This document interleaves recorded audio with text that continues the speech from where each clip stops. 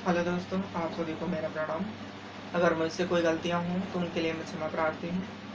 मेरा हमेशा से यही टॉपिक रहता है, प्राचीन विज्ञान वर्सेस आधुनिक विज्ञान। मैं आपके सामने आज का टॉपिक में लेकर आया हूँ कि हमारी प्राचीन विज्ञान में दिव्यास्त्र क्या थे और वर्तमान विज्ञान उसका प्रमाण कैसे देती है कि दिव्यास्त्र हुआ करते थे।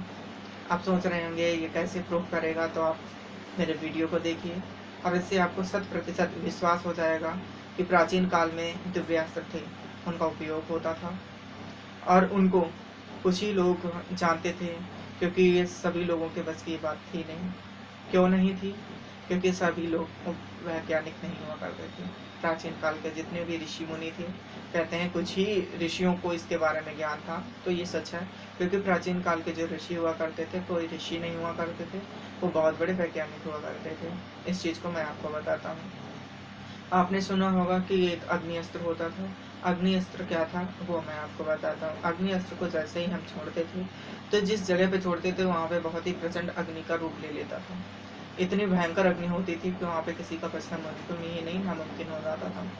वो कैसे हो जाता था तो उसको मैं बताता हूँ। आज में वर्तमान में हम जानते हैं कि हमारे पास एक मटेरियल है जो कि ज्ञात है, जिसे हम सोडियम नाम देते हैं। सोडियम को जैसे ही हम वायु के संपर्क में लाते हैं वो जलने लगता है। इसी सोडियम का उपयोग प्राचीन काल में आग्नेयास्त्र में हुआ करता था। लेकिन उनका सोडियम इतना पावरफुल होता था कि एक धनुष के एक छोटे से तीर में वो इतना सोडियम होता था कि वो पूरे युद्ध क्षेत्र में अपनी प्रलय मचा देता था।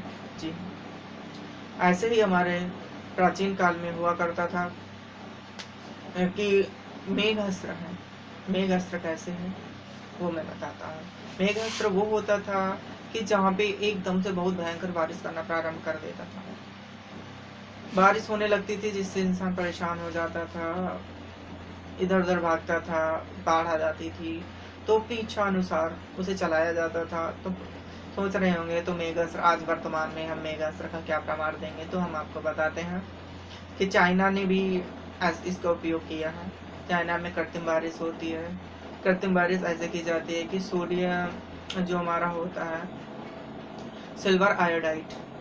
सिल्वर आयोडाइड एक ऐसा तत्व है जो कि वायु के संपर्क में आकर बादल का निर्माण करता है और वहाँ की जितनी भी वाटर वेपर होती है उसे कंडेंस करता है और बारिश का रूप देता है। जी हाँ, प्राचीन काल में जो हमारी सिल्वर आयोडाइड होती थी वो इतनी पावरफुल थी कि एक तीर में ही वो इतना ज़्यादा यूज कर लेते थे कि उस तीर से ही जैसे ही वहाँ पे वातावरण में वो जैसे ही इतनी गति से जाता था और जहाँ तक जाता था वहाँ तक की जितनी भी वाटर वेपर थी वो कंडेंस होना प्रारंभ हो जाती थी।